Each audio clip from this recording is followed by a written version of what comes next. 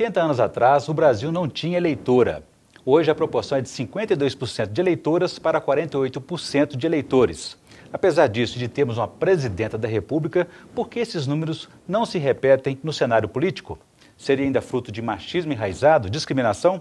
Esses são os principais temas de hoje do Pensamento Jurídico, uma produção da Associação dos Magistrados Mineiros, a MAGES. Para falar sobre os 80 anos do voto feminino no Brasil, nós vamos conversar com a juíza Marisa de Melo Porto, da 4ª Vara de Sucessões e Ausência da Comarca de Belo Horizonte. Ela também é especializada em Direito Eleitoral. É magistrada há 23 anos e já passou por 4 comarcas: Bicas, Diamantina, Ponte Nova e Babacena, e agora está em Belo Horizonte. Doutora Marisa, obrigado pela presença, é um prazer recebê-la aqui novamente no Pensamento Jurídico. Muito obrigada a mais pelo convite. Nós teremos ainda, durante o nosso programa, os quadros Pensamento Universitário, em que estudantes de faculdade de Direito me ajudarão a entrevistá-la. E o quadro Pensamento Literário, no último bloco, só fará indicações de leituras para os nossos telespectadores.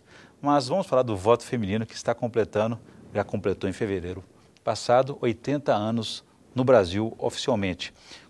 Quando começou essa luta da mulher para ter participação política e, enfim, votar?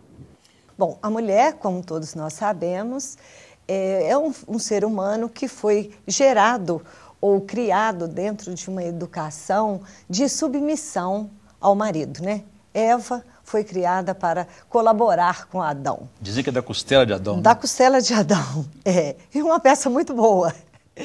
E então o mundo, com essa cultura, entregava à mulher mesmo o papel de educadora e de dona de casa.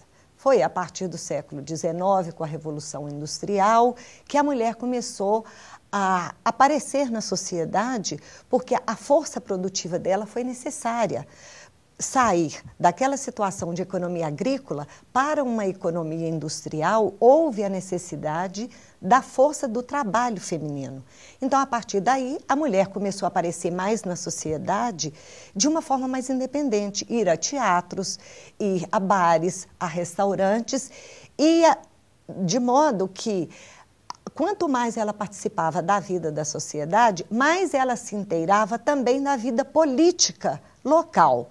E, a partir daí, começaram as reivindicações de participação na tomada de decisão da vida política do município, que é onde a vida acontece, e cresce para o Estado e para o Brasil, até chegar nos dias de hoje, que temos aí, com muita alegria, uma presidente da República. Quer dizer que havia, como ainda há hoje, a questão da dependência financeira. A partir daí que podemos ter mais emancipação, mais independência realmente. Sim, o fator financeiro ele foi importante não só para a situação do voto da mulher, mas como voto do homem. Porque na época do Império, quando existiam senadores que eram escolhidos pelo imperador para votar, era de acordo com a situação financeira daquela pessoa que estava votando, o número de escravos que ele tinha, a produção dele, porque ele estava definindo o crescimento do Brasil.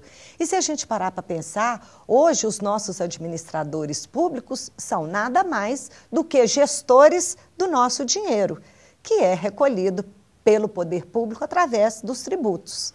Apesar desse oficialismo da história de 80 anos do voto feminino, nós sabemos que tivemos experiências anteriores, até mesmo em Minas Gerais, não é verdade? Sim. Em 1905, foi constatado que 3 mulheres se alistaram e votaram. A história não registra o nome dessas mulheres e nem a razão, porque só 3 mulheres. E foram essas mulheres aqui de Minas Gerais que praticaram esse primeiro direito de exercício do voto. Quer dizer que não havia uma proibição constitucional do voto da mulher? Não. Nessa época, não.